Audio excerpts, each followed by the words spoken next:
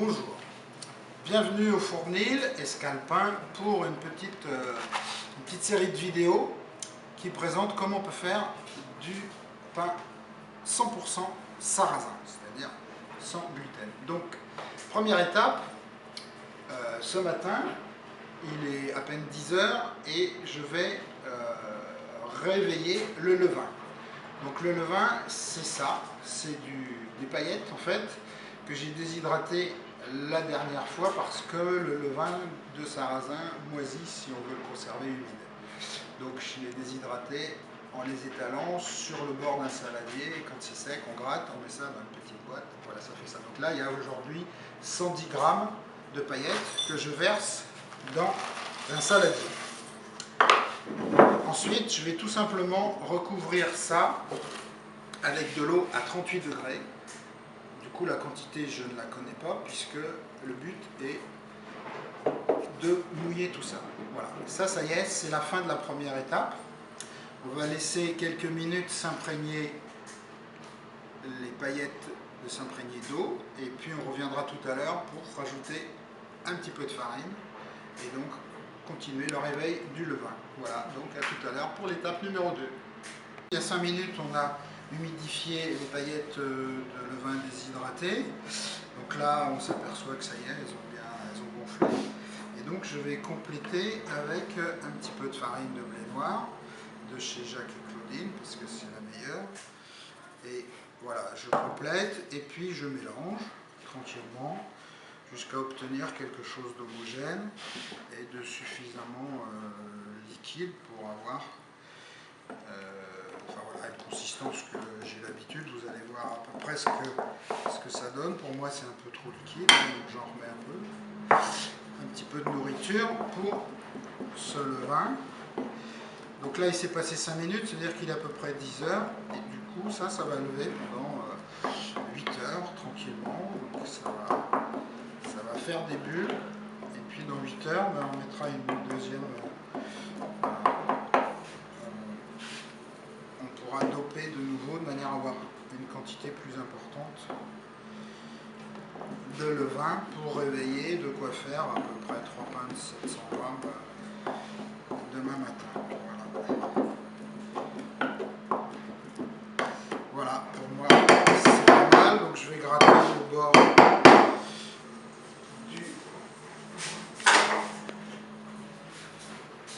du saladier, pour qu'il n'y ait pas trop de choses à sécher. Voilà. Alors ensuite, je mets couvercle pour que ça reste bien humide, que ça ne croûte pas en surface. Et puis je vais le mettre dans ma petite étuve, donc c'est une armoire avec une petite résistance, à 30 degrés jusqu'à ce soir.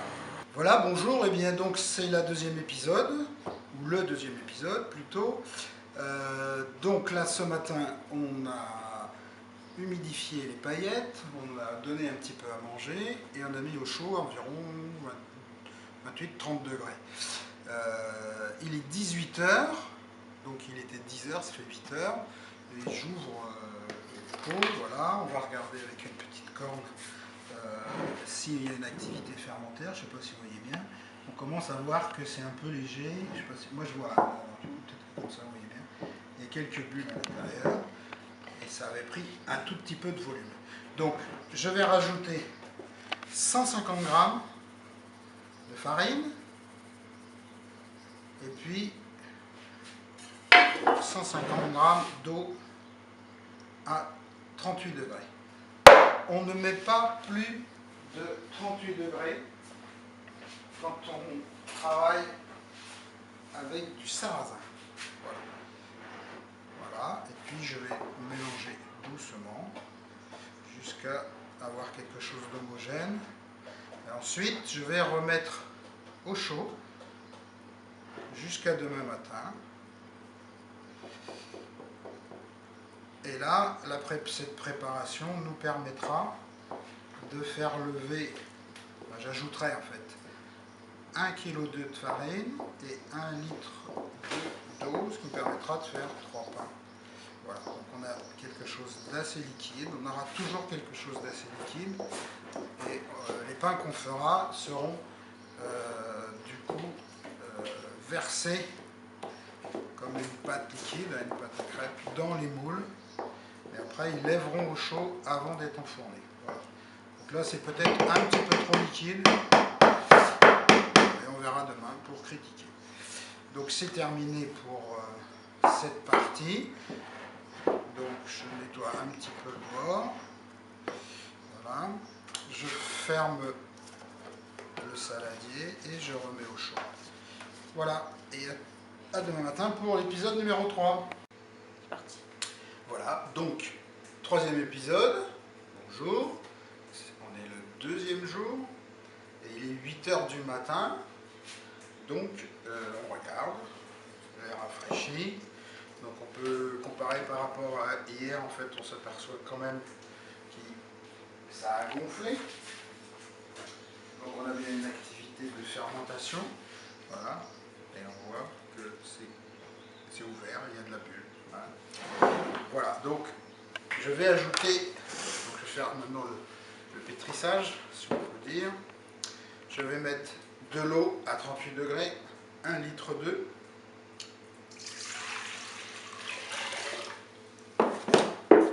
18 grammes de sel.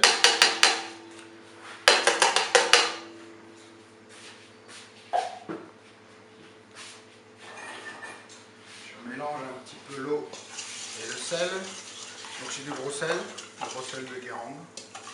Intéressant. Guérande, c'est pas très loin de chez moi. Récolté à la main dans les marais salants les plus au nord de la France. Je crois qu'il n'y en a plus vraiment au-dessus. Voilà, donc c'est mélangé 1,2 litre, 1,2 kg de farine, donc de sarrasin, hein, bien évidemment, 100% sarrasin.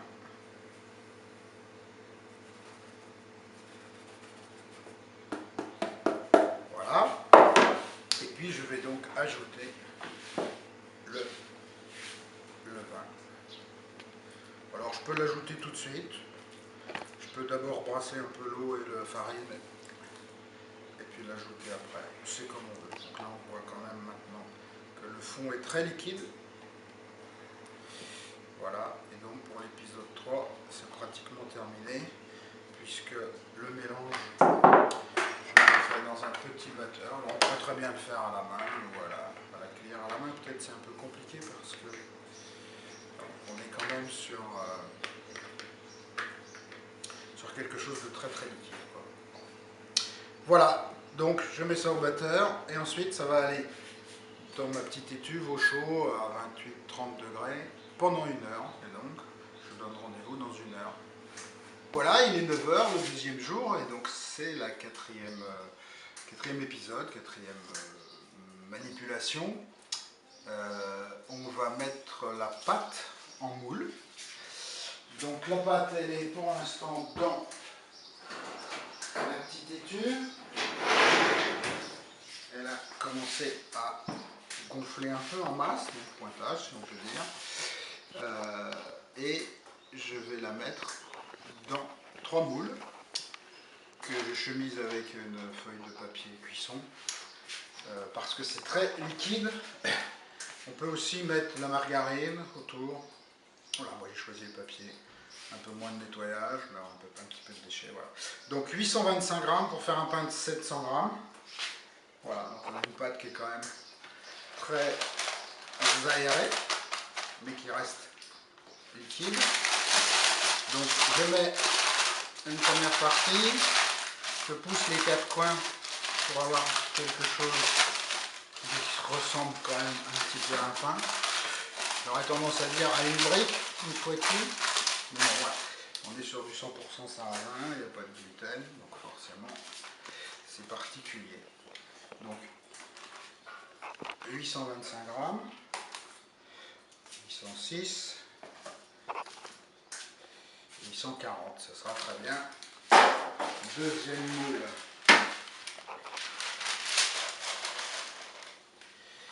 Voilà. Même opération. Je ne sais pas si vous voyez bien, parce que c'est sûrement un peu caché par le bord, mais bon, on n'a pas forcément énormément de choses à voir. Et on continue, 825. Voilà, là il y en a un peu trop. Voilà, après si vous le faites pour vous et pas pour le vendre, c'est pas très grave s'il y a une grosse différence entre les deux ou les trois. Voilà, le dernier. Voilà.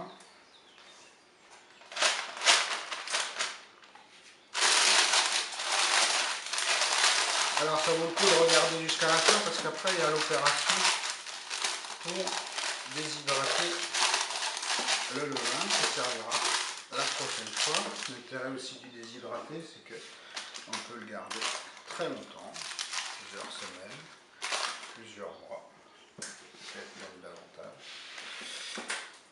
825.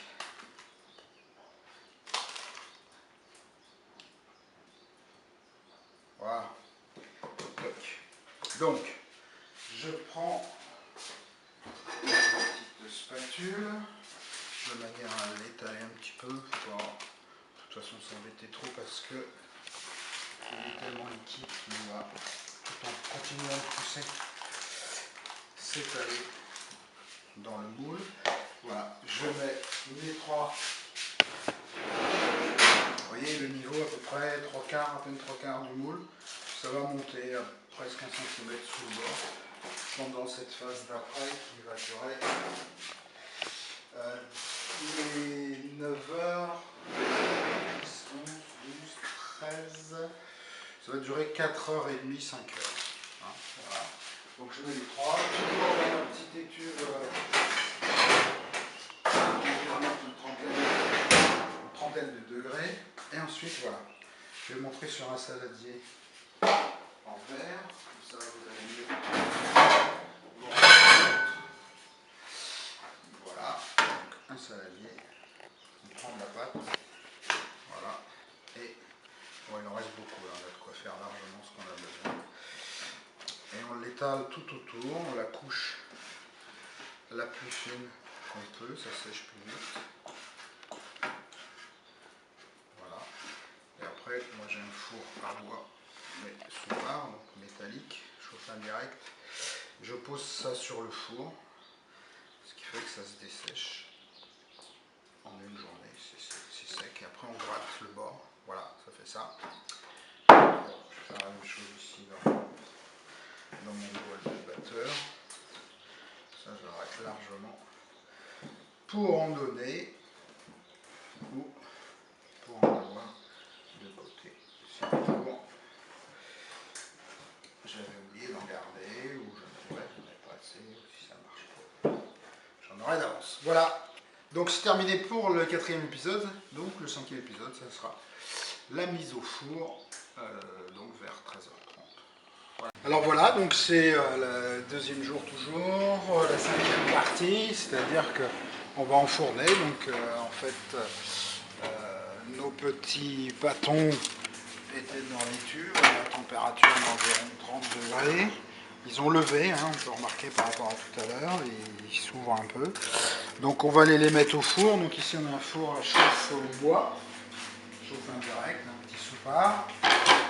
Donc pour la cuisson du pain, c'est comme toujours, hein, on a besoin de blé, c'est-à-dire de l'humidité dans le four. Et là on a un four avec une température d'environ 230 degrés. Donc je les mets en haut. Voilà.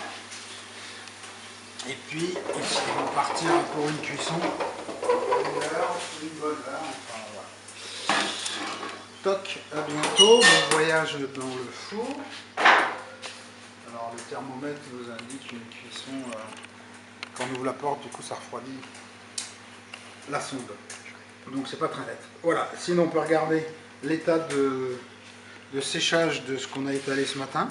Donc là on est sur nos paillettes de levain. Donc ici c'est encore un peu humide, on va laisser sécher, puis on grattera tout ça tout à l'heure en fin de cuisson. Voilà. Donc c'est parti pour la cuisson. Voilà. Bienvenue chez Scalpin. Voilà, j'espère que ça vous aidera en tout cas si vous voulez faire du pain sarrasin, 100% sarrasin. et avec un levain de sarrasin naturel sans ajout de levure de boulangerie industrielle. Voilà, donc à tout à l'heure pour la défournement. Voilà, maintenant je vais moi enfourner les pains au blé. À bientôt. Alors donc ça fait à peu près une petite heure que nos pains de sarrasin sont dans le four. Et du coup je vais enlever les papiers. Alors là mon four était un peu froid en fait. Et du coup ils vont cuire plus longtemps. J'avoue que c'est assez difficile d'avoir une bonne idée de quand c'est vraiment cuit. Là on sent des pâtes qui sont encore très souples, très chargées en eau. Mais on voit quand même des pains qui semblent être aérés à l'intérieur. C'est l'impression qu'ils donnent comme ça au toucher. C'est pas une brique. Encore.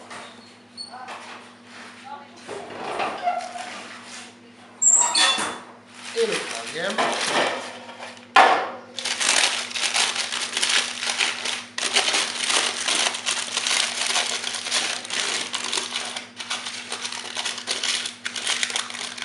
Vous avez déjà une bonne idée de ce que ça donne. Évidemment, un certain nombre de paramètres font que les choses chez eux seront différentes. Le four, la température de cuisson, donc aussi les différentes farines. J'ai longtemps essayé de faire du pain au sarrasin avec une autre farine et ça ne fonctionnait pas, j'ai jamais réussi. Je mets des choses très noires, très compactes, pas vraiment levées, avec un très fort goût de sarrasin. Là on a un sarrasin qui est plus doux, plus agréable, moins foncé. Voilà, donc du coup, si vous n'y arrivez pas dès le premier coup, il faut essayer plusieurs choses, mais généralement avec un peu de courage et de ténacité, on y arrive.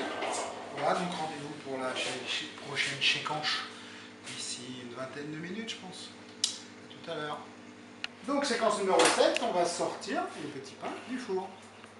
Voilà, donc le four étant à peu près à 140-150 degrés, ce qui n'est pas assez chaud. La cuisson a duré pratiquement 1h30.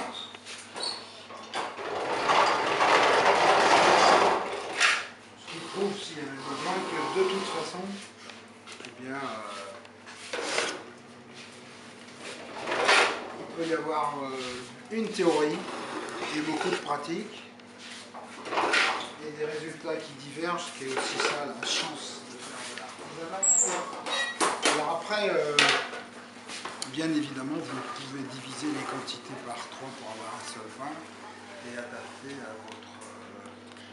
à la taille de pain en fonction des moules que vous avez aussi et vos envies. Voilà. Mais bon, ce qui est sûr, c'est que le modèle qu'on a montré fonctionne. Vous voyez, ça donne des choses qui sont.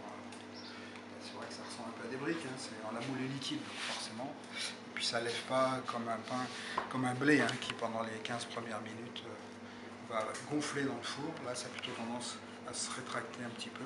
On a vu qu'avant la cuisson, au moment de les mettre au four, la pâte avait monté presque en haut du moule, un petit centimètre en haut du moule. Voilà, donc ça c'est pour ceux qui me demandent comment essayer de réussir le pain au sarrasin. Et je propose aussi des stages d'une journée sur faire son pain au levain. Donc c'est plutôt de la théorie et de la pratique sur du pain à base de froment, donc et 100% levain naturel. Et du coup je travaille aussi principalement avec des variétés anciennes de blé. Donc on peut retrouver ça, vous cherchez sur internet Escalpain et puis vous avez les infos que vous voulez. Rendez-vous pour la séquence numéro 8 quand il aura un petit peu refroidi et puis qu'on pourra le trancher pour voir l'intérieur. Sachant qu'un bon pain c'est aussi quand il commence à rassir parce que le pain frais est très chaud, c'est pas très digeste. A tout à l'heure. Je vous ai coupé une tranche afin de montrer un peu plus précisément l'état intérieur. Donc on a une mie qui est quand même un petit peu alvéolée, voilà. Par contre, elle reste particulièrement humide aujourd'hui. Je vous l'ai dit, le four n'était pas assez chaud, donc j'ai cuit plus longtemps. Donc, bon, forcément, c'est encore un peu expérimental, on va dire, hein, mais on voit que ça fonctionne. La deuxième chose qu'il fallait montrer, c'est l'état de ce que j'ai mis à sécher sur le bol. Donc là, on voit qu'il y a encore des choses un peu mouillées. Donc c'est pas encore complètement sec. Par contre, on voit que ce qui est sec, on peut le gratter. Et puis du coup, c'est ça qui fait nos paillettes qui servent pour le prochain levain. Donc je les mets dans mon petit bocal. Et c'est ça qui me servira la semaine prochaine. Enfin mardi en l'occurrence, pour faire mon prochain pain au sarrasin. Ce qui n'est pas sec, je vais laisser sécher. Ce qui est important, c'est que si vous avez des zones comme ici, assez épaisses, hein, c'est carrément de la pâte, surtout ça, vous ne considérez pas qu'il faut le garder comme le vin. Ça va repartir en moisissure. Hein, il faut vraiment des choses assez fines qui vont partir en grattant comme ça, très sèches, très très sèches. C'est hyper important si vous voulez le garder. Voilà, sinon vous pouvez me contacter par mail ou par le Facebook ou par téléphone. C'est Escalpin, vous faites Escalpin et vous allez tomber sur un blog qui traite un petit peu de ce qu'on fait dans cette boulangerie. Voilà, j'ai fait cette petite suite de séquences vidéo pour montrer comment on fait un pain au sarrasin, 100% sarrasin, parce qu'il y avait une demande en fait, il y a eu des gens qui me disaient mais on fait comment, il faudrait faire un stage, voilà. Stage, je trouve que c'est pas pratique, parce qu'évidemment, vous avez vu, c'est des petites opérations qui sont assez espacées dans le temps. Il n'y a pas plus de technique que ça, de façonnage, enfin voilà, donc je me suis dit que cette petite vidéo allait peut-être être pas mal pour vous dépanner. En tout cas, sachez que si ça ne marche pas, il faut essayer. Vous pouvez changer des choses, changer de farine, changer de méthode, enfin, mais raccourcir, rallonger, changer les températures. Ce qui est important, c'est d'avoir une sole avec une inertie pour le four, et puis un endroit où on peut faire lever à 25, 28, 30 degrés. Donc moi, c'est une petite armoire dans laquelle il y a une petite résistance électrique. A très bientôt.